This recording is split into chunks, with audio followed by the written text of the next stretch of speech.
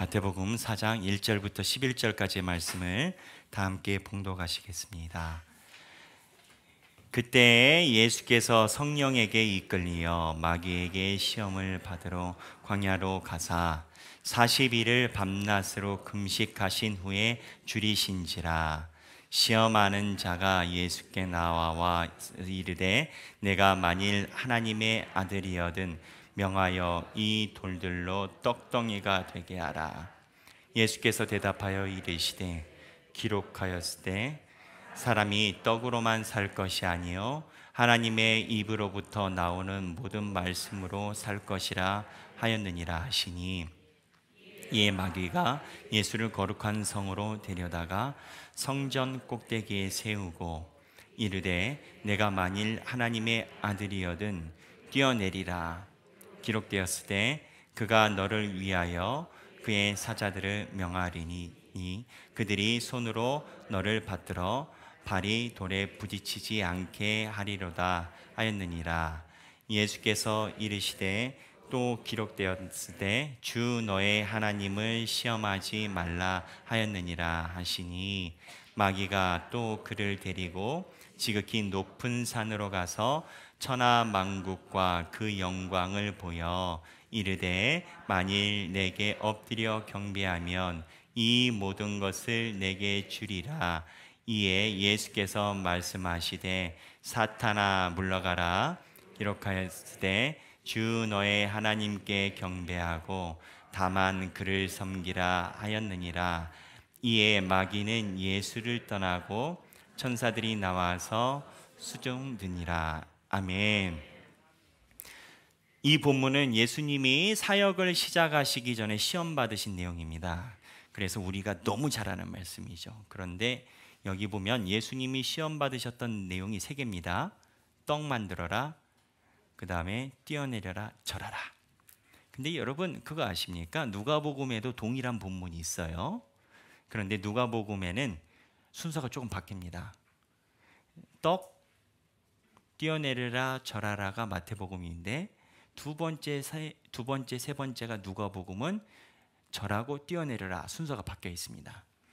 그래서 신학자들은 어떤 게 맞냐 이러한 논쟁을 합니다만 대부분 의견이 1번은 똑같다, 1번은 똑같고 2번, 3번이 무언가 이 기록한 마태와 누가의 의도대로 순서가 바뀐 것이 아니겠느냐 이렇게 추정을 합니다. 그런데 브루스라는 신학자를 포함해서 많은 신학자들은 1번 사항에 집중해서 2번, 3번을 봐야 된다라고 얘기를 합니다. 그래야 우리에게 주신 하나님의 말씀을 안다라는 겁니다. 그러면 1번에 집중해서 2번, 3번 예수님의 사역을 보면 어떠할까요? 우리는 떡, 뛰어내려라, 절하라 요 세 개에 집중을 하는데 가장 중요한 시작 포인트는 그 앞에 40일을 금식하셨다라는 겁니다. 무슨 내용이냐? 예수님이 진짜 인간으로 오셨다라고 생각을 하면, 자 여러분 상상을 해보십시오. 저와 함께 백영기 목사와 함께 40일 금식 기도를 하길 위해서 시작을 딱 했다. 그러면 이제 40일쯤 되면 어떻게 되냐? 저는 40일 금식 기도 안 해봤습니다. 안 해봤는데 한 열흘만 금식 기도해도 사람이 힘이 없어지고 이제 배고픔도 사라지면서 그냥 기력이 확 떨어집니다. 그러면 40일쯤 지나면 그 40일 금식 기도한 사람에게 제일 필요한 게 뭐겠습니까? 먹을 거죠. 근데 이 먹을 거라는 것을 생각을 좀 바꿔서 다시 생각을 해보면 그렇습니다. 예수님이 성령에 이끌리셔서 광야로 가셨다라고 표현되어 있어요. 시험을 받을 때. 그러면 예수님이 뒤에 있는 첫 번째, 두 번째, 세 번째 유혹이 있을 것이야 라는 걸 모르신다면, 우리는 성경을 뒤에서부터 보니까 유혹이 3개 있는 걸 알아요. 그래서 우리는 자동적으로 어떤 사고를 가지고 있냐면 예수님이 첫 번째 참고, 두 번째 참고, 세 번째 참고 짠 됐다, 이 구조를 가질 수가 있어요. 우리는 결말을 하니까. 근데 예수님이 100% 사람이시고 시험을 제대로 했다면 해답지를 먼저 들고 광야에 가지는 않으셨을 거란 말이죠. 그 얘기는 무슨 소리냐? 40일을 금식하면서 예수님의 자인식, 사람으로서 예수님의 인식은 40일 정도 하나님 나라를 위해서 성령의 이끌림을 받으셨다면 40일 이후에 끝날 거라고 생각을 했을 겁니다. 그렇죠. 근데 40일 정도 끝났다라고 생각을 했을 때 그때 하나님이 내가 정말 필요한 것을 주실 것이다 라고 생각하는 게 당연한 사람의 심리 아니겠습니까? 그게 뭐였냐? 먹을 겁니다. 그런데 희한한 게 있어요. 이거를 내가 정말 필요한 것을 다 아시는 주님이 가만히 계시고 마귀가 나에게 먹을 걸 갖고 와요. 마귀가. 그러니까 이게 예수님의 인식으로 보면 내가 주님을 위해서 40일 동안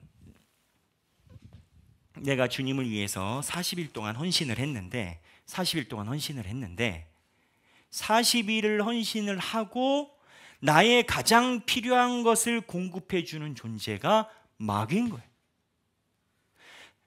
어떻게 보면 마귀가 공급해 주는 것이 나쁘다 할 수 없습니다. 예수님이 살아야 일도 할 거 아니에요. 근데 예수님이 이 마귀의 생각에 집중하지 않으시. 왜 집중하지 않으실까요? 예수님이 음식 안 먹고 살 수 있습니까? 아니요. 결과는 마귀가 가져온 거가 하나님이 주시는 거랑 똑같은 선물이에요. 근데 예수님이 볼 때 마귀가 주는 것을 안 받는 이유가 있어요. 결과의 물건을 놓고 보면 똑같을지 몰라도 이거의 종착점이 달라.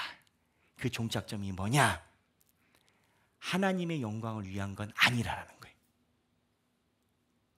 어쨌든 필요한 걸 마귀가 줬는데 예수님이 보실 때 마귀가 이야기한 대로 하면 필요한 게 오는 건 맞는데 결과는 하나님의 영광을 위한 게 아니라는 이 포인트. 입장 바꿔놓고 생각하면 예수님은 두 번째, 세 번째 있는 줄도 몰랐고 그 다음에 천사가 나타날 건 몰랐다라고 생각하면 하나님께 얼마든지 서운하실 수 있습니다. 그렇지 않습니까? 40일 동안 금식했는데 아니 마귀가 나타나기 전에 하나님이 먼저 오셔야지. 마귀가 나타나기 전에 천사가 먼저 와야지. 할 수 있다. 사람이라면. 그런데 마귀가 나타나서 많은 속닥거림을 했는데 예수님이 안 움직인 이유가 뭐냐? 어쨌든 하나님의 영광을 위한 건 아니었다라는 거예요. 그런데 하나님의 영광을 위한 것이 아닌 것이 뭐겠습니까? 그게 아까 얘기를 했던 두 번째, 세 번째입니다. 저는 이 두 번째, 세 번째가 어디가 먼저냐라고 이렇게 섞여 있는 논쟁을 저는 동일하게 봅니다. 두 번째와 세 번째가 같다라고 봅니다. 유명한 신학자인 브루스는 두 번째, 세 번째의 유혹의 정의를 이렇게 합니다. 뛰어내려라 라는 하나님이 약속하신 거에 대해서 네가 신뢰하느냐? 하나님이 너를 지켜주신다는 약속을 넌 아직도 신뢰하느냐? 이거에 대한 시험이고 그 다음에 세 번째, 두 번째가 됐든 세 번째가 됐든 절해라. 그러면 이 모든 것을 다 줄게. 이 유혹은 결국 네가 원하는 것을 굳이 하나님이 아니어도 너를 위해서 만들 수 있다라는 자기만의 신을 만들기 위한 물꼬라고 본 겁니다. 그러니까 무슨 소리냐? 예수님이 40일 되셨어요. 40일 되셨는데 나타나셔야 되는 하나님은 안 나타났어요. 근데 과정이 이상하니까 한번 걷어냈단 말이에요. 그랬더니 마귀가 너 예수님과 약속한 거 있지? 성전에서 뛰어내리면 네 발이 닿지 않도록 시편에 기록돼 있잖아. 너는 하나님을 제대로 약속을 지키는 것 같은데 하나님은 과연 그럴까? 하나님의 약속을 한번 흔들고요. 세 번째는 그럴 것 같으면 그냥 우리 결과를 만들어. 너 절 한번 하면 다 할 수 있다? 중요한 건 결과 아니겠어? 이게 이제 마귀의 유혹이었다라는 겁니다. 그 결과는 뭐냐? 처음에는 떡이 똑같이 나오는 것처럼 보일지 모르지만 세 번째까지 가면 아예 하나님의 영광과 떨어진 한 가지 얼굴만 나옵니다. 그게 뭐냐면 하나님을 위한 사람이 아니라 자기만의 신이 나옵니다. 자기만의 신. 근데 이 자기만의 신이 나오는 과정이요, 예수님의 유혹의 과정을 보면 기본적으로 마귀가 자기만의 신을 유혹할 수 있는 기본 전제는 뭐냐? 시험 3번 할 때까지 하나님이 가만히 계시더라 이거예요. 하나님이 가만히 계시니까 유혹도 가능한 거예요. 하나님이 움직이시면 유혹이 안 되겠죠. 그러면 예수님이 이거를 겪는 이유가 뭐겠습니까? 믿음이란 하나님이 보이지 않아도, 내가 원하는 기도 제목이 이루어지지 않아도, 내가 40일이 아니라 100일 동안 10년 동안 기도한 제목에 대해서 하나님이 응답해 주시지 않아도 나는 하나님의 길을 떠나지 않겠다. 이게 믿음이라는 겁니다. 우리가 성경에 있는 선진들을 보면요, 이 믿음의 선진들을 보면 우리가 쉽게 볼 수가 있습니다.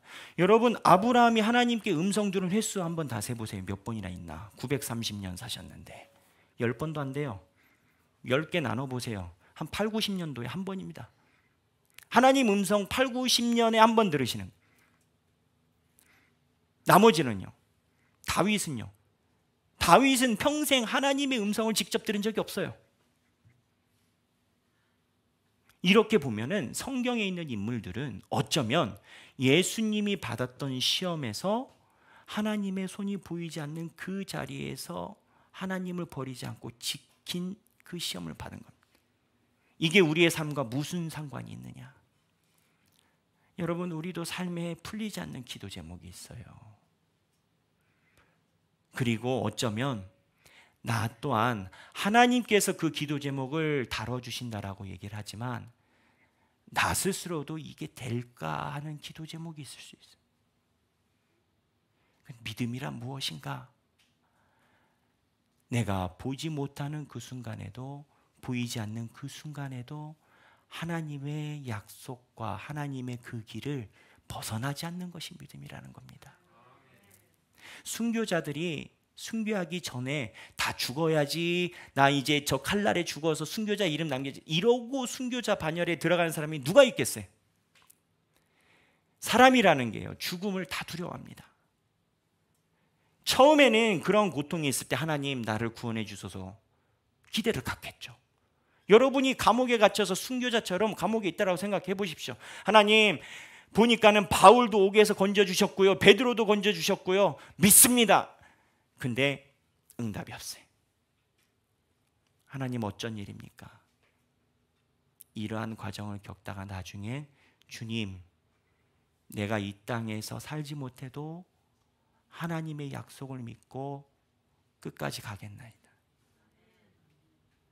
순교자가 나오는 이유는 역설적으로 하나님이 기적을 역사하지 않으셨기 때문에 나오는 거예요. 우리 삶의 믿음이란 무엇이라고 생각하십니까?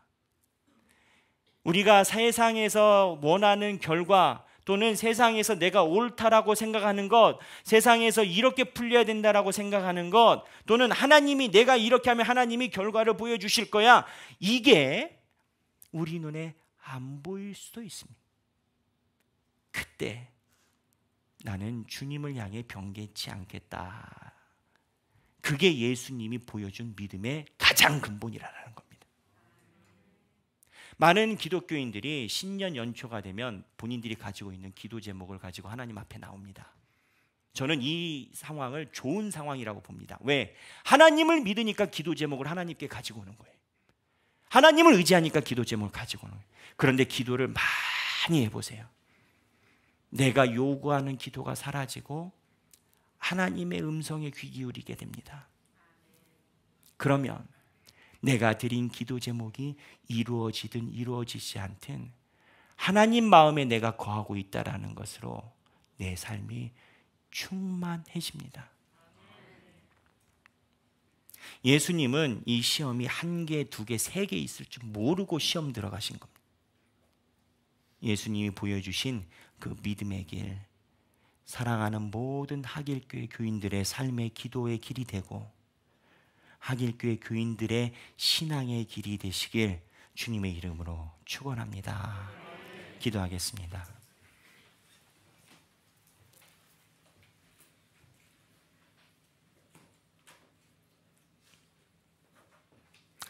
하나님 아버지, 우리가 많이 부족하고 미흡해서 세상을 살아가는 힘과 능력이 감당하지 못할 만큼의 미약함에 있을 때도 있음을 고백합니다. 세상에서 공급되는 기쁨과 즐거움으로 그거를 이겨내 보려고 하여도 짓누르는 걱정과 어려움에 눈물 지을 때가 있었음을 또한 고백합니다. 하나님, 그러나 우리가 그러한 길에 선다 하더라도 주님을 바라보고 아버지만 의지하고 눈에 보이지 않아도 주님만 의지하여 살아가는 그 믿음을 잃지 않도록 하여 주옵소서. 하나님, 저희는 미약한 인생인지라 한치 앞에 있는 길을 모릅니다. 그리고 한치 앞에 나아가도 두치 앞에 있는 길을 모릅니다. 오로지 주님만 의지하고 나아가오니 예수님이 시험을 이기셨던 것처럼 이 세상을 능히 이길 수 있는, 그 시험을 이길 수 있는 힘을 우리에게 허락하여 주옵소서. 주님께 그 길을 구하는 모든 하길교회 성도들 기억하사 사랑과 은혜로 그 삶을 채워 주옵소서. 감사드리며 사랑이 많으신 예수님의 이름으로 기도합니다.